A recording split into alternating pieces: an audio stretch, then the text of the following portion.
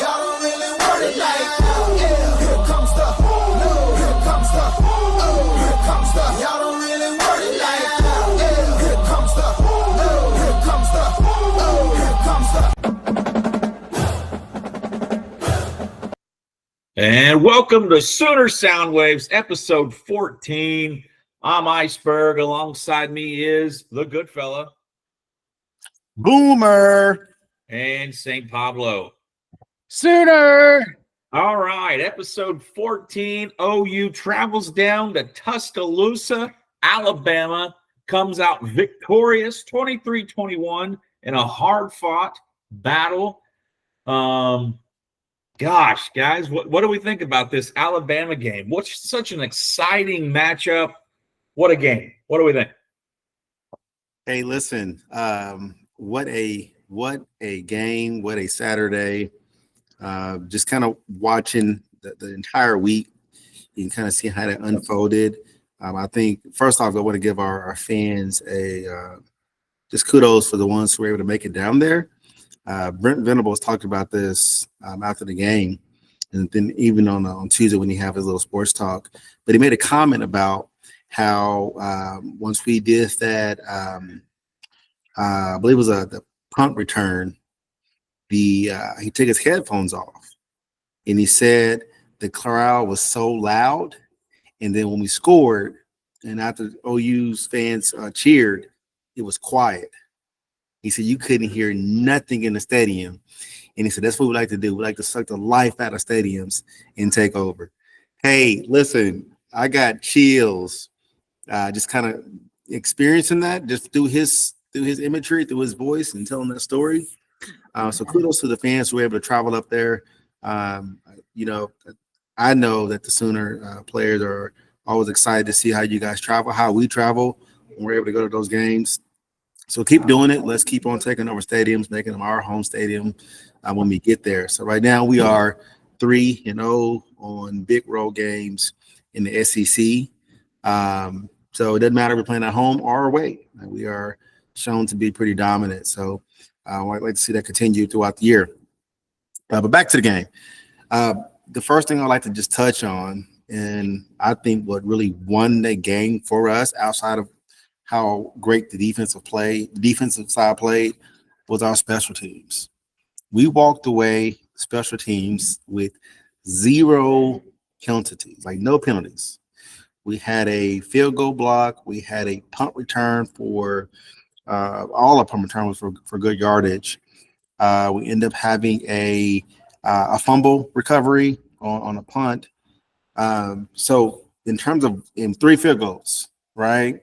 So in terms of special teams, it was like a flawless game. Like I don't think they've played that well through the duration of a game on special teams. And when we get into these close matchups to where it could be a coin toss on who is the better team, like we need our special teams to be able to come in and play that good and make no mistakes. Because again, it gets to a point where we win by 2 points. Kudos to them for able to block a field goal and make those 3 field goals and punt. So those things kind of come in play in terms of how we're able to be successful. So special teams, they think they won the game ball for me. And then I think our defense, I think one area to where I know we felt that could be, for me for sure, could be an issue with our secondary. And Alabama have some explosive receivers. They will be in the NFL. They will play on Sunday. And to see our secondary step up and play pretty sound, defense in terms of not giving up too many big plays, like really growing up in our own eyes. So great matchups. The last play of the game, they were third or fourth and whatever it was, 23, 22. And to have that break on the ball, to knock the ball down, just shows like the confidence that Brent Venables, we talked about this in springtime. He said, I'm going to coach my defense. Like I'm confident that I know how to be successful, and I'm going to take on this defensive play calling, And now we're getting to see, that in fruition. So I don't know. That's my two big areas. I think our defensive line still did well. Offensively, I still think we didn't do enough. We did enough to win. We didn't make any mistakes. I'm still worried. We looking at our running backs, Blaylock, Xavier, both were kind of injured throughout the game. Kind of ticked me off to see Jay not on the field. Like, I don't know if it's now a player coach's issue, but we have two players that is visibly not healthy in a game, and they're trying to just go in just because they know the importance of winning this game. And you got a guy, I'm not sure if it's for his own doing or the coaches, but I would like to see him on the field if we can, just to make sure that we're not re-injuring individuals that we are going to need the upcoming weeks. So I'm not sure what's going on that side of the ball. I think they need to at least figure it out, at least let us know something as fans. I think we should know something. He's not on an injury report, so he's healthy.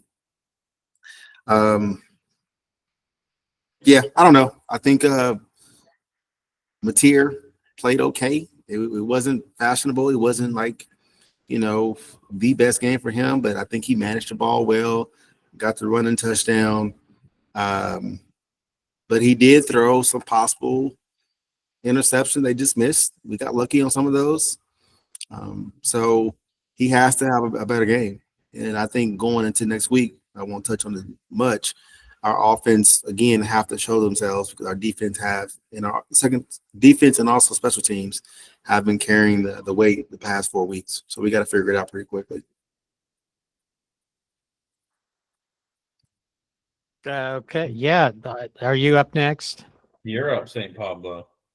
Okay. Educate us. Yeah. I am. Educate us.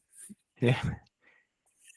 The fumble right before Eli Bowen's pick six for 87 yards. I was at an establishment watching the game, and the first fumble, I was going crazy as a Sooner fan in there. And there was a couple, I don't know, apparently Alabama fans giving me crap because, we don't get that fumble, and so I'm with Brent Venables in this regard that, the football gods thankfully didn't hear my cries that, in that moment, because literally they review that play, which was, it took way too long for that, because it was clear that was fumbled out of bounds. It wasn't an incomplete pass. It was called on the field. And then right out of that commercial break, there's a pick six down the field.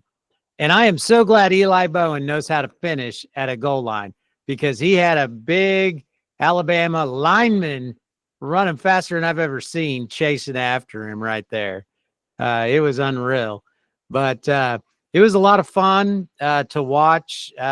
Kip Lewis had an amazing game in this on the defensive side of the ball.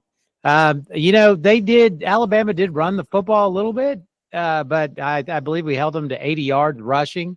So that was good, even though that they seemed to kind of get back in tune. And to your point, the offense with 212 yards and John Mateer, Mr. Clutch. There was a 3rd and 12.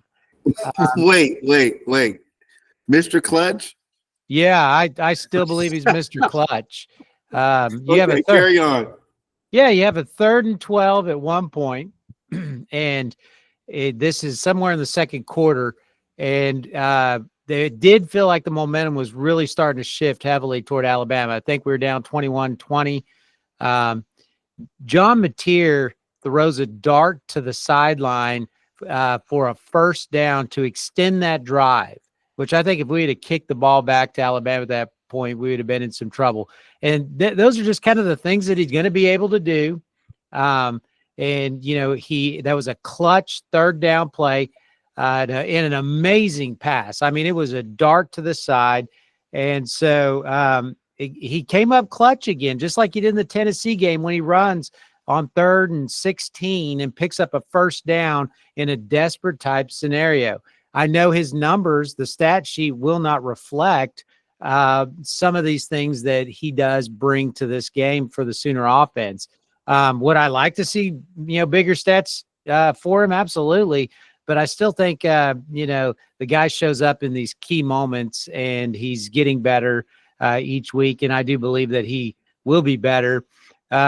We upset the 17-game home win streak, which is fantastic. Going into Tuscaloosa and breaking that, there was just an amazing environment. And, again, like you said, with the special teams, absolutely amazing on the special team side of the ball. I give it up to my cousin Miller. He puts punts the football, and he gives us great field position opportunity, great coverage. They're always starting with long field position, and the Sooners, with that kind of defense, at some point, with the way in which Brent Venables is calling these football games, you give him enough field. There's going to be a play call in there that he's going to mix up enough for this volatile, aggressive defense to win ball games for you. So as long as we can kind of keep that up, I'm very optimistic moving forward with the Sooners. We moved to 8-2 on the year, 4-2 in the SEC. So we've already met, actually surpassed many expectations for the Sooners win total. And now, obviously, the aspirations for the team. This was a watershed game, a pivotal moment in football game for the Sooners with this victory to now turn and look that all your goals have changed. Even though in the locker room, I'm sure that the aspirations already been here. They've talked about that, but no one else in college football gave the Sooners more than maybe seven game, wins on the season. The locker room was different. We talked about this, I think, at the beginning before they even started this season on this podcast here, that if the offense just improves enough, they can win. If they don't turn the football over and just pick up some first downs, they would have won 8 games last year. And that was with the debacle that we saw unfold last year on the offensive side of the football. Case in point proven in this ball game. You didn't need that kind of offensive performance, but what you needed was an offense that will pick up first downs, that will be clutch in moments when needed, that will extend the clock, and that will allow our defense, our special teams to shine. And we're at 8 wins. If you look back and the young man that got benched last year, I'm already forgetting his name. And so is Auburn, I think. Arnold, sorry, there he is. Our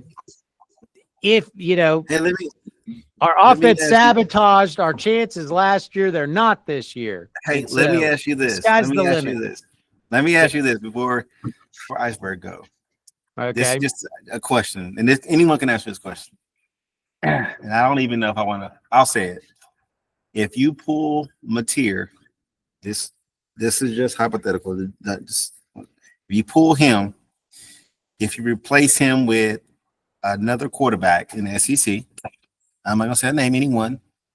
Who would you believe that can step in right now for OU and run our offense? And if they did, will we be better on offense than having Mateer back there? I don't know how to answer that. I wouldn't want Arch Manning, that's for certain.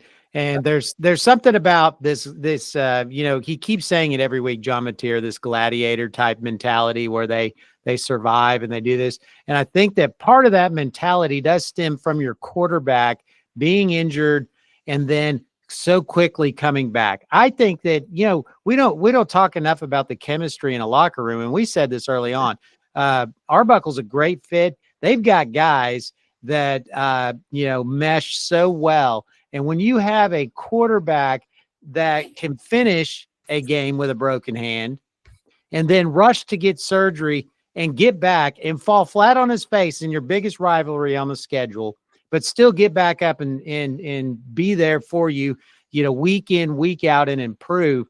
That is a fighter mentality. And I think that builds tremendous morale in a locker room where the defense has got his back. And as long as he doesn't make mistakes and they stay clean and they, he's clutch in some of these moments, because here's the thing. I don't know of a quarterback, maybe outside of Reed. You saw what that Reed kid did at A&M this weekend, but that is able to provide clutch performances. Without John Mateer, maybe you don't win the Tennessee game because maybe you don't pick up the 3rd and 16 at that critical moment with his legs. I mean, you've got a guy that is going to go out there and win for you. So I'm staying behind him, man. I think we're going to see some good things. What do you think, Iceberg? Well, there's a lot to unpack here, guys. So I like Mateer for his grit. I think he's a very gritty athlete, a gritty quarterback, someone who I would love to play with. And so, you mentioned the gladiator. I look at a kid that's got grit. I'll still say, he's not a Heisman contender. And a lot of people still think, oh, well, if he wants to win the Heisman, he's going to have to really show out. Then there's nothing he can do to win the Heisman this year. He needs to come back next year, and I think he's a front runner for sure. But I feel like he does just enough. What game was it? Ole Miss, I think, is when we had the discussion of average or above average. I think he's approaching above average just because he's not making the same mistakes that he was in the misreads. The misreads were so obvious when we played Ole Miss. They're a little bit less obvious now. I feel like he has a little bit more confidence than he had in that Ole Miss game. So I wouldn't ultimately. I like this team, and I like this team's grit, and I like the fact that they play for each other.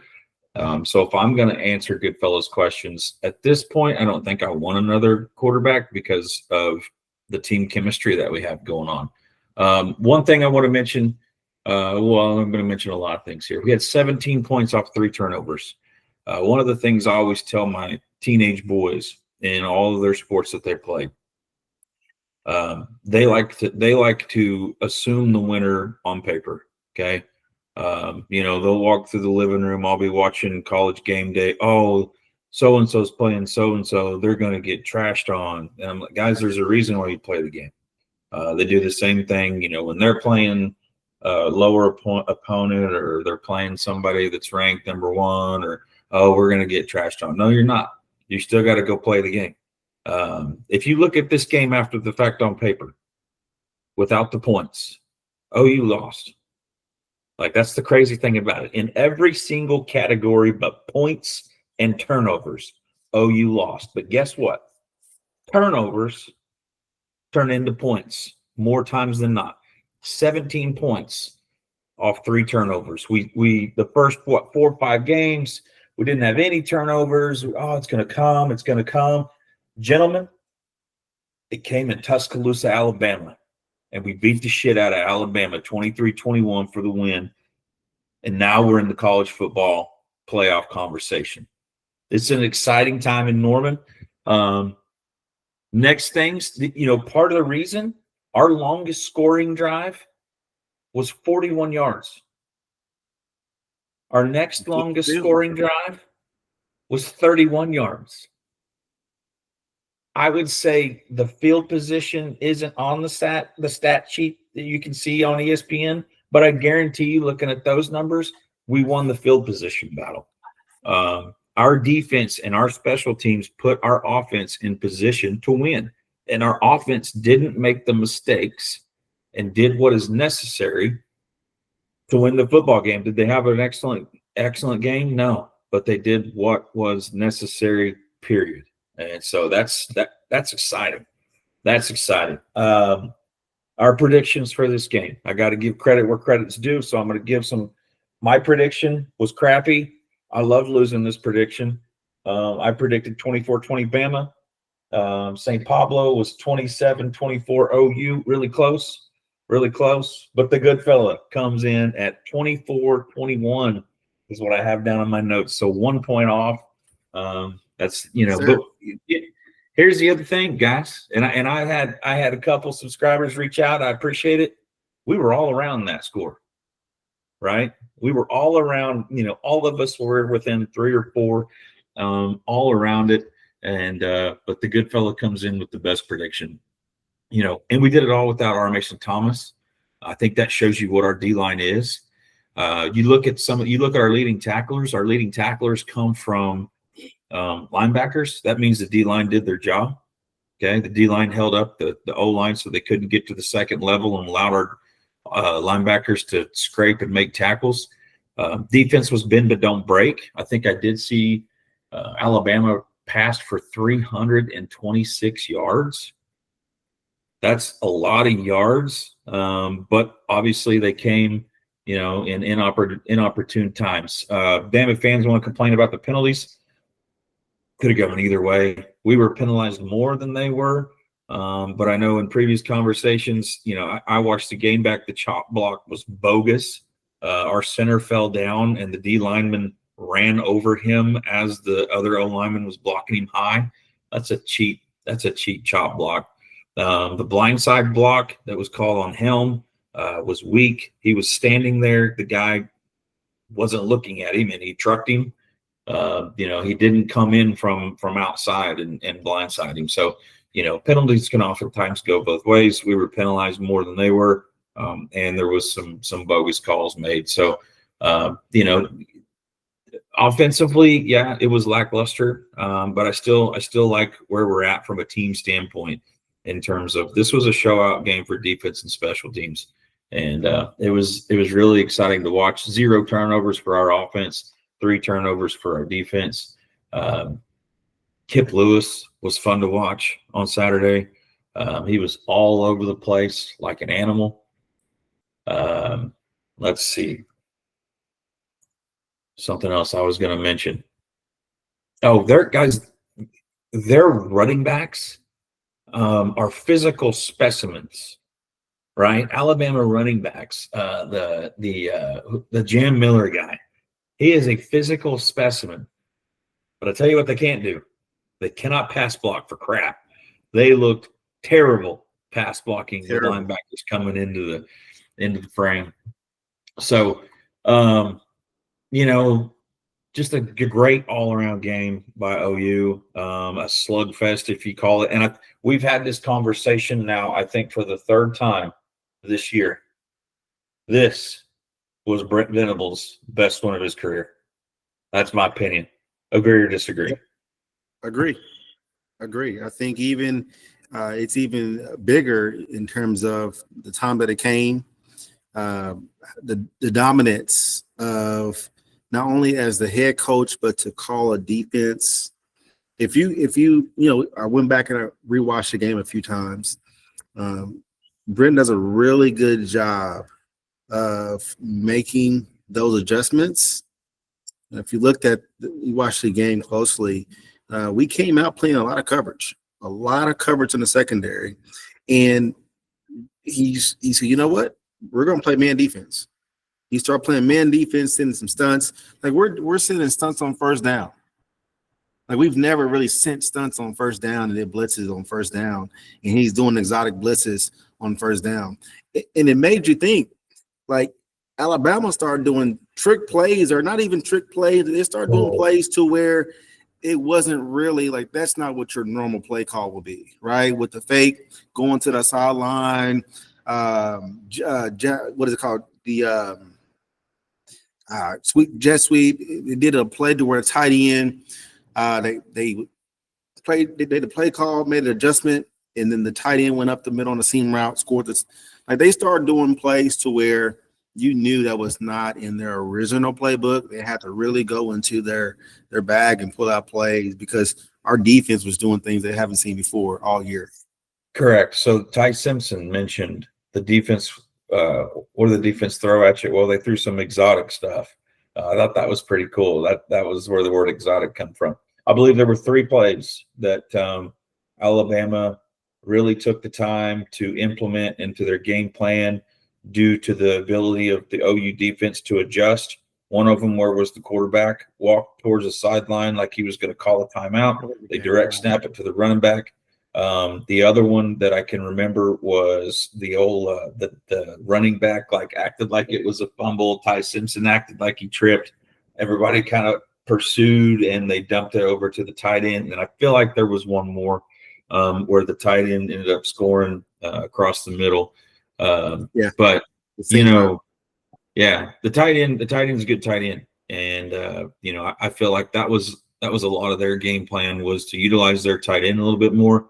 But those 3 plays were the extra that you see people have to put in because of our ability to adjust to what the offense is getting us in the tendencies and everything.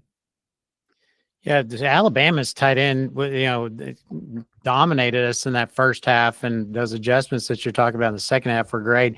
The Sooner offense, again, here's that clutch, indicator for John Mateer and the Sooner offense is that their red zone efficiency is amazing this year.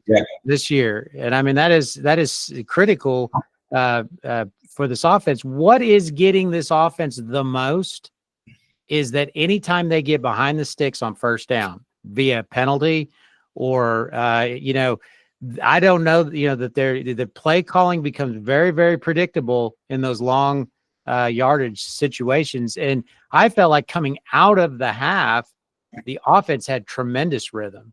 And then we got a penalty and, it moves us back and everything starts to stall out again. So, that was just, some more kind of standing there with the offense, thinking that if they can minimize some of those mistakes, we ought to see some even better efficiency.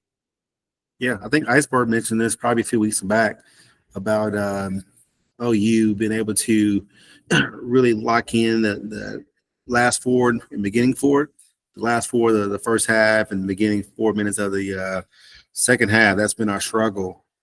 So again, you made that comment. I believe that's important in terms of game management and figuring out how not to lose momentum going into the half or finishing the half. Yeah, they call it the middle 8, and the blocked field goal was really critical. We don't block that field goal and it's tied up.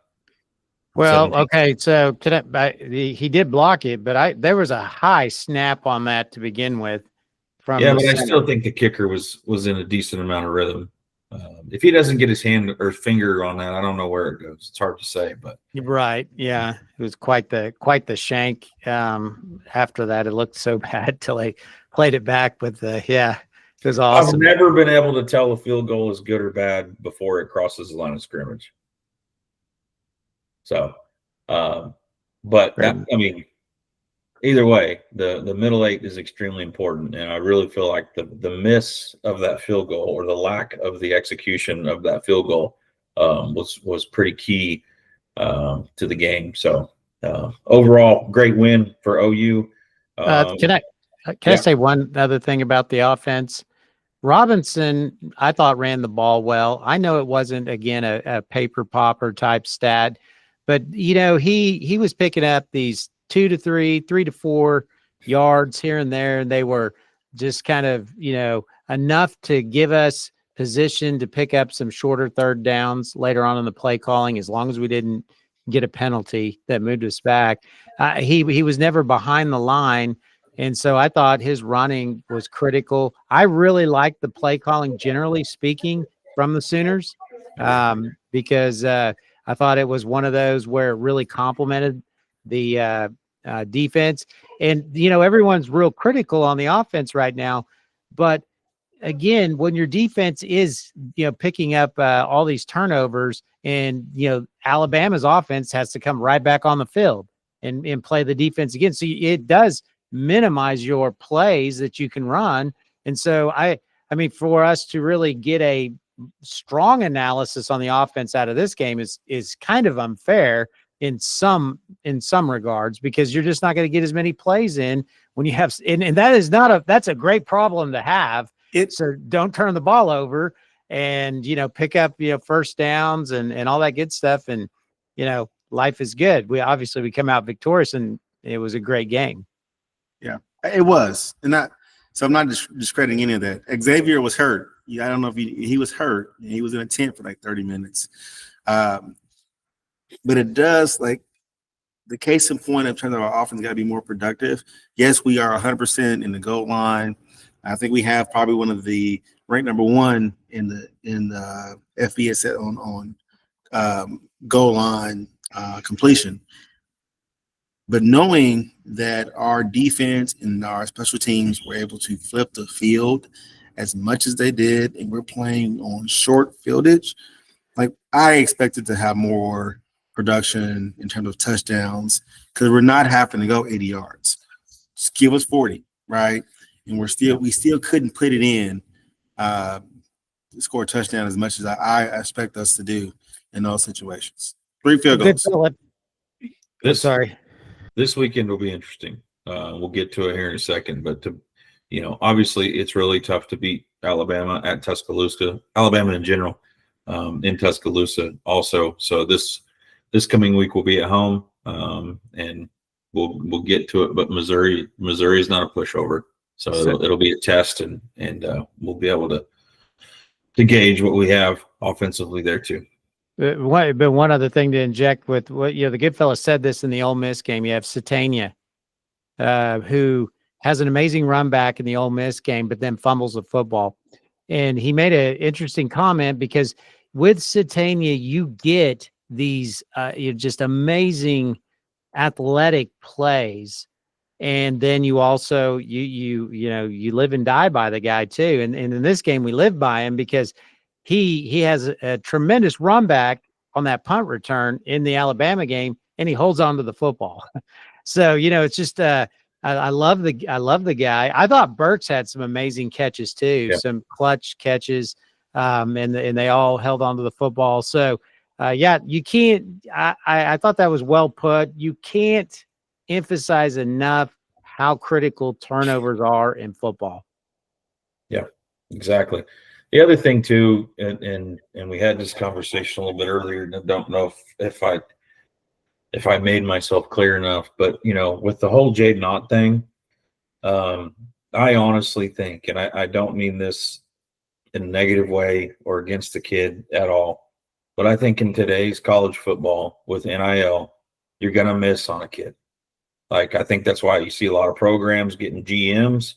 We're evaluating players. I think our guys that we have we're seeing play must be better than Jaden Ott, because when we've seen Jaden Ott, it's not like he's flashy. So are we paying him a bag? Probably. But we're going to take that one on the chin and hope we get the next one right from here on out. Final thoughts, OU Alabama. Okay, college football playoff. No one said anything. No, I don't have any final thoughts. Hey, we took over Alabama, and whoever this field general is, kicking our players off the field, not letting us get on the infield. She needs to be don't fire her, but she needs to be talked to. She needs to be talked to. Taking a picture at midfield is it's not like you see. And you even see it in high school, too. You see kids digging their cleats in the grass and all this stuff. Nobody was doing any vandalism. They were taking a picture at midfield.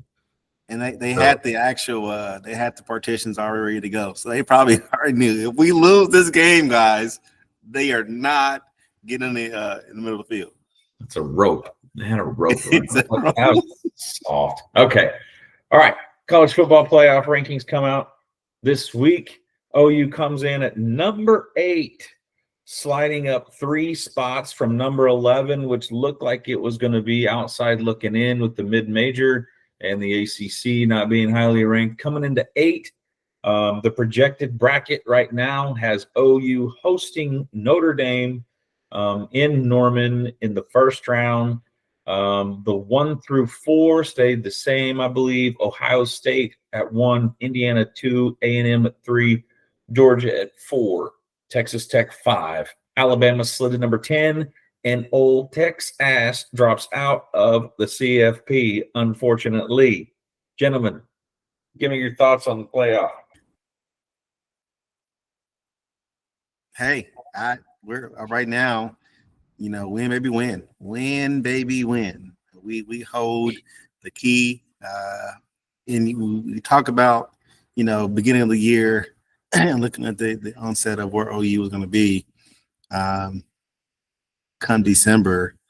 I didn't see us in the playoffs. And I'm going to be honest. I felt like we were going to be a decent team, a better team than what we were last year. But if we go back and get the recording, I don't think – St. Pablo, he had us undefeated. So no, not undefeated. This is the first loss we all agreed on. None of us thought going in on week 0 or whatever, way before the season started, all of us predicted an Alabama loss last week. This was in St. Pablo's mind where we would be 9-1, losing to Alabama. He has us finishing the year at 10-2. Which is very I won't say anything about that. But, good fella, you had us losing to Alabama where we would be 7-3 right now, and I had the same 7-3 record. So all three of us predicted an Alabama loss last week way in the preseason. So not in the playoffs, only one person. So, but looking at this, it does just kind of tell the story, of the grit, talking about OU and what we've been able to do. So I'm excited. I will be excited to see Notre Dame come down. That's one of those old classic football games. I don't see that, happening in terms of like where we end in 2 more games with Notre Dame with some tough matchups. The surprise team for me, just looking at this, is Tulane. I'm looking, they came out of nowhere. Like, I'm looking like, who has Tulane played to be in the conversation for, like, what happened to Miami? What happened to – Well, they have to have a mid-major. Yeah. They have to have a mid-major. Miami's in at number 11. Okay, they are. So Tulane is the automatic bid for mid-major conferences. Wow. No, but I think the matchup, I think we need to just keep on winning because I would love to see, we come in at, number 5, 6. So I wouldn't mind playing Ohio State second game, but I wouldn't mind waiting to play Ohio State in the championship. But right now we just got to get a bid. So we went out. Wherever we are placed in the playoffs, I'm confident in what we'll be able to do. So maybe win. I was confident that we would make the playoffs with my preseason prediction at 10-2. All right. I believe last year, there should have been at least 8 games on our side if our offense didn't sabotage. Said this over and over. If you can just not sabotage the effort on the offensive side of the football. And I believe wholeheartedly in what OU did during the offseason. They directly addressed those concerns because you guys and everyone knew we have an amazing elite defense. And so do not sabotage that side of the football, and you've got a chance. I mean, we still have 2 games left, and we've got a chance here to do this. So, it's going to be interesting coming off an emotional win on the road. It's going to be interesting now being the hunted, not the hunter, position in football. It's an 11 o'clock kickoff. No one's really talking about it. Now, I loved what I heard out of Brent, good fellow, it's what you sent us last night. I did love hearing about it. They've been talking about this particular scenario for a couple weeks now. And I believe that, but he didn't let them, celebrate this one too much, although I would love to have had a bye week right now so we could just chill for the next week or so. But nonetheless, here we go. We face a very difficult opponent at 11 o'clock. And I'm not sure. Are you guys getting rain in Oklahoma City this weekend? It's supposed to be rain tomorrow, I believe. So yeah, no, I mean, I love where we're at. We would be first round, home field advantage. If you win out, that only gets better in terms of what seed you would get. Now, I don't know, let's see who's going to Oregon. Who do they have projected to go to Oregon first round? Alabama, Oregon right now. Yeah. Alabama, Oregon. I don't know that I would like Alabama coming into Norman for a redo if that were the case. And so there's a lot of people that before yesterday were predicting Alabama, Oklahoma in the first round. I highly doubt. I think they're going to get to those rankings and try to make sure that people that have played each other in the regular season are matched up away from each other. That's my honest opinion. But it's going to come down to how the seeding, though. I mean, essentially, there's not a lot of control you're going to have over that once the rankings, because those first, the 1 through 4 are going to have the automatic buys. And then after that, how it's seeded. Now, if the Sooners finish out, if they win this weekend against, again, another top 25 opponent, that's going to be a huge deal for them. And the Sooners don't have to cover. Now, there's some other teams that in this situation right now that I think not only have to win, but have to cover in order to maybe make, the playoffs. The Sooners just have to win. I mean, I don't care if it's by a point in this next game. Win, move on. And then you got LSU, which has nothing to lose, so. Yeah, two home games to finish the year. Very winnable opponents. Last year's Missouri game kind of slipped out of our hands. I want to clarify one thing. One of my examples of they can argue whatever points they want to argue with the CFP rankings, i.e. ranking Miami behind Notre Dame when there's a head-to-head there. So Miami beat Notre Dame, but Miami's at 11 and Notre Dame's at 9. So, when you hear them explain things, it's not really a discussion. It's here's what we thought about. End of story. You know what I mean? So I think there's a way that they're going to be able to manipulate this when it comes down to it. However, I'll say this too.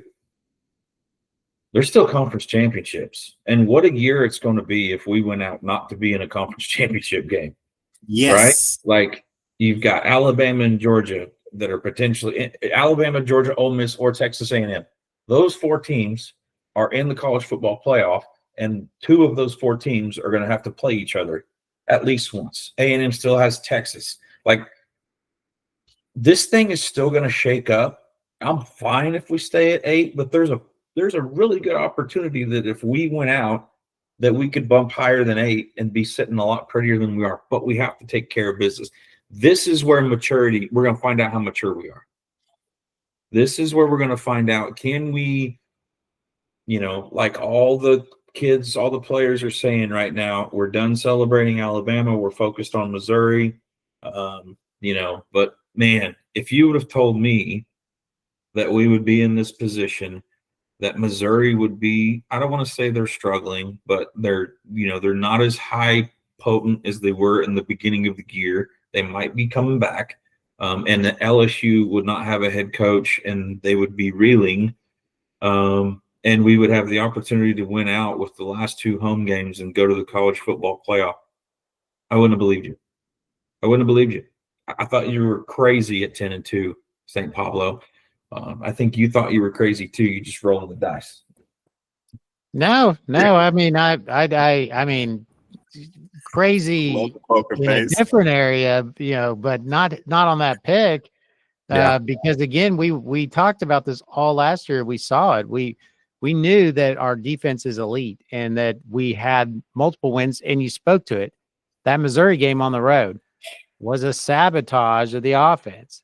I mean, so there's one easily, and then that Tennessee game at home, we were in position after critical turnovers. The defense did a lot last year, what they're doing this year. We gave us great field position, but instead we weren't good at red zone, offensive scoring. We just turned the ball right back over to the other team. So, I mean, these games are very tight, very close in the SEC, and I've got a feeling that this one coming up is going to be another really close game with Missouri at home. Yeah, I think it will be. I think now, to your credit, though, I know you guys are saying this. I think what you're saying probably it was a very optimistic look, is because how difficult our schedule was again this year, right? Yeah. I mean, same schedule. Hadn't proved anything. I believe, not to call you out, but I believe you were also calling for Venables to be on the hot seat. That's why I think you're crazy. 10-2, but you wanted him on the hot seat. I never wanted Venables on the hot seat. Never. May have to go back and hear those recordings. I love the guy. Yeah. Go back and listen. That was not here. That's a different podcast. We need our fans to go back to go check that out and then make a comment on this post. Yeah, I would love to do that. Subscribe while you're at it, please. Share, like, follow. Okay. There's moving on right there from the college football playoff to Missouri. Gentlemen, thoughts on Missouri coming into Norman, 11 a.m. Saturday, as St. Pablo mentioned. Strength on strength. Yeah. Stole my line. Indeed. Our they may have, if not the best running back in college football. Hardy, I think he ran for 300 yards last week. So I guess the only good thing for us is that I think we have been shown to play really good against the run. So again, strength on strength. So I feel it's going to be a close game. I do not think there's going to be a blowout. I think the spread now is 7.5. I think it dropped down to 5.5 and then bumped back up to 7.5. That line will move as it gets closer to Saturday. But I do believe it's a game to where win by point, win by 10 points. It's going to be a close game, but we have to win. I think the players know that. The coaches know that. And obviously the fans. We want to win every game, so they know that as well. Yeah, gap integrity, tackling is crucial. The Sooners, against the running back that you mentioned. The only one that he's not better than in the SEC, good fella, is John Mateer. John Mateer is a better running back than, is it Hardy? Hardy, yes. Yeah, yes, Hardy. Yeah. So I can't even get a rise out of you on that one. Sorry. Okay. Anyways, yes. Yeah, it was interesting to hear Brett Venables, and if I'm OU, I would kind of perk up because he's saying that this is the best defense in the SEC. It is statistically. It is statistically. Yeah. Yeah, I looked that up, and it's kind of all over the place. They allow, I think it's 1 or 2 more yards per game passing than we do. But they are a lot better at the other, and their points per game. So it's like, we kind of trade places with them, but one gap is bigger than the other one. They're right above us, but they are the best defense in the SEC.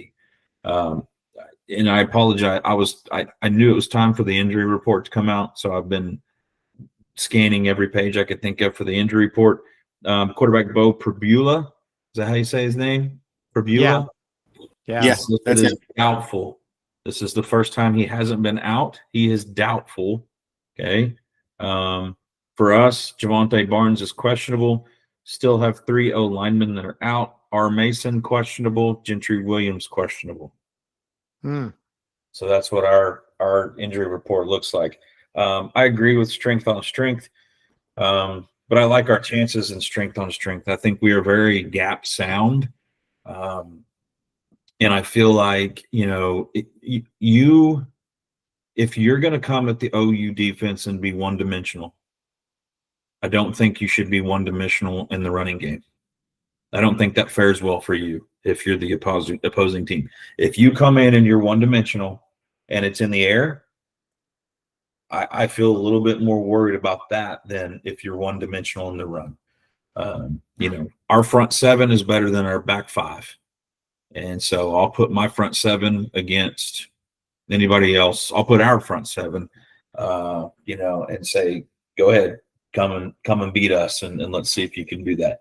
The quarterback thing, I don't want to say bothers me a little bit, but I know that quarterback, I think if he comes back, they'll be more balanced than they have been with the running game, just with the quarterback having been out. Yeah, because they had the previous game against Mississippi State, and just kind of went back and looked at that. They had some turnovers. The defense for Missouri scored, and so the offensive production looks really, really good on paper when you saw how badly they beat them and how many points they put up. But that was due to their defensive side of the football, much like ours. It wasn't because the guy, whoever it is right now, their backup's out there, throwing around like crazy. Also, this would not be a game for a guy that, a quarterback that dislocated his ankle and to try to come back and play against an aggressive D-line in OU. Man, you want to talk about in Norman. Yeah, you want to talk about you better just spike the football. Who do they have next? I'm just kind of just looking at it from a coach's perspective of what my plan might be, and it's I'm struggling to load here. I don't know who they have next. Well, Missouri has struggled against ranked opponents. They're 0-3 this season. Now they've played close and they battled, but they are 0-3 on the season. And there's the only thing that's got me convinced on this one for the Sooners is that there is not even an opportunity left for the Sooners to have a trap game. In any other scenario, I'd feel like that, this could be a trap game, definitely. The emotional win on the road, but I mean, you don't have that opportunity. You know what you have to do. The mission is clear. And so it gives me some confidence, that going into this, that the Sooners are focused and keyed in. I mean, your destiny is in your hands. Here we go. Boomer Sooner. Missouri has Arkansas next. Yep. And I think Brent Venables, he's, his leadership and, getting the guys prepared in terms of like mentally, like the importance of truly looking at one game at a time. Like we are not worried about the playoffs. He mentioned, I don't care about that right now. We care about winning the ball game. He said what he said in the beginning of the year, we only get 12 games promised. Mm-hmm. Like that's all we get. We get 12 games. And let's do what we got to do in 12 games. Anything outside of that, we can't control. We win our 12 games. It is what it is. Let it lay as it lay. So that's the mindset that he's been laying within the players, and the players understand that, and the coaches understand that. So they are going to go in this game knowing that they just have to play this game, and they get another game after this, and who knows what happens next. So right. I love it. So what's your score prediction? Oh, here we go. Score predictions. Love it. Again. Man, let me think. All right. I want to go. Let me go second on this. I need to. Okay. I got one keyed up. Okay. I'm going to go. What you got? 24-17 OU. They win. They do not cover the 7.5. 24-17. Man.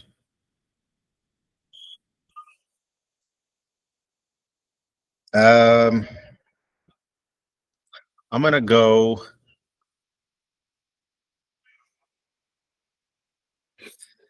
What's the over under? What's the over under? Over under is 42.5. 42.5. 32.5? 42. 42.5.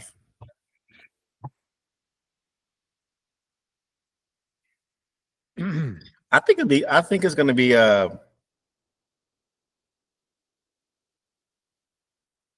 got 28.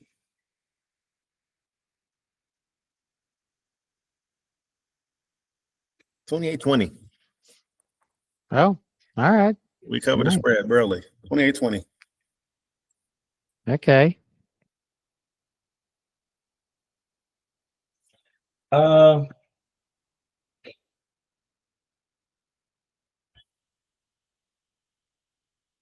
We got to kick some field goals, right?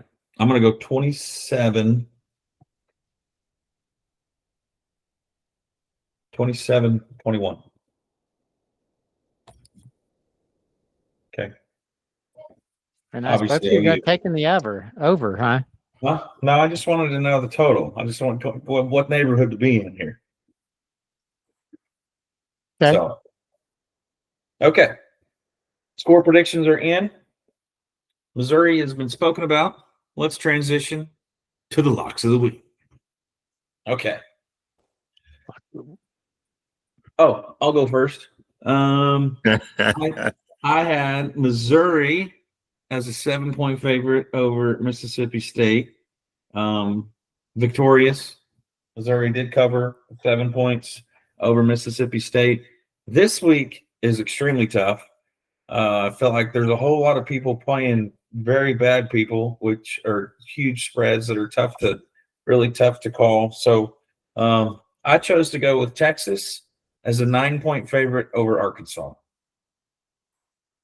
Wow. I think Sarkisian coming off a loss. We saw what he did when to OU when he came off the Florida loss. I think Arkansas is not very good, unfortunately, and it's at Austin, and that's kind of a restored rivalry a little bit. It is a little bit of a trap game with Texas A&M being next week for Texas. So I was a little bit concerned about that, but I got it down to 2 games, and this is the one that I stuck with. I think maybe one of you guys might go with the other one because it was the only other one that made sense. But anyway, Texas is a 9-point favorite over Arkansas. Oh, and I moved to 8-5. I kind of want to go next because just in case the next pick is St. Pablo's. Is that okay? Clemson this week? Huh? Yeah. No. Listen, okay. I give up. I've been chasing Dabo for 3 weeks, and he's been kicking my butt. And you know what? I know enough is enough, right? So yes, they end up winning by 1 point. He figured out that I was going against him, and he looked at that camera and said, "No, Joe." And Who's Joe? Who's Joe? listen, and no, good fella. Whoa, good fella. And they end up winning. They beat Louisville by 1 point at Louisville, which is again surprising to do that when they have nothing to win for. Louisville is number 20, was number 20, so they had more skin in the game in terms of their division. So I'll say that too. I am jumping and I'm going into the Big 12 this weekend. The only team that I think, looking at the playoff prediction, is BYU. They play in Cincinnati. They are favored 2.5 over Cincinnati. And I believe just the importance of this game in terms of playoff prediction, in terms of being able to play in the big championship game, they have to win this game. So I have BYU beating Cincinnati by at least a field goal. And that was my other pick of the final 2. So wild card. I mean, St. Pablo. What are you going with? Let's see. I won with the Utes, the Utah last week against Baylor, so that's a good thing. I am going to go in the face of the death taxes and Florida having Tennessee's number. I don't believe in Florida being, so I like Tennessee on the road to go in there and to cover the 4.5. So I'm going to go with Tennessee Volunteers and Heupel on the road. I think I am 6-7, and I'm hoping Tennessee can get me to that 500 mark. Tennessee, 4.5-point favorite over Florida. Yes, you are 6-7. Goodfellas 4-9. What is San Pablo?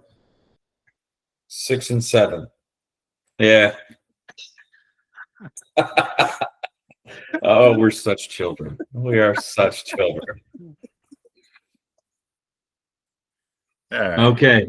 Why do you put "we" in there? I didn't even think of that till he did that. I didn't either till he asked me to say it again, and then I hear it comes live outside of this room here. So yeah, that's good stuff. All right, gentlemen. It was a great win. It was a great victorious weekend in Tuscaloosa with OU winning by 2. Entering the scene of the college football playoff at number 8. And now we control our own destiny, as we mentioned, going into the next 2 weeks, both at home against, not necessarily non-powerhouses, but we're no longer in the Ole Miss, Tennessee, Alabama part of our schedule. So things are in our control. And that'll do it for episode 14. Remember, please like and subscribe and comment. It's been Sooner Soundwaves. We'll see you next time. Boomer. Sooner. Here comes the Texas, Here comes Is the not in the playoffs. Here comes the they're not.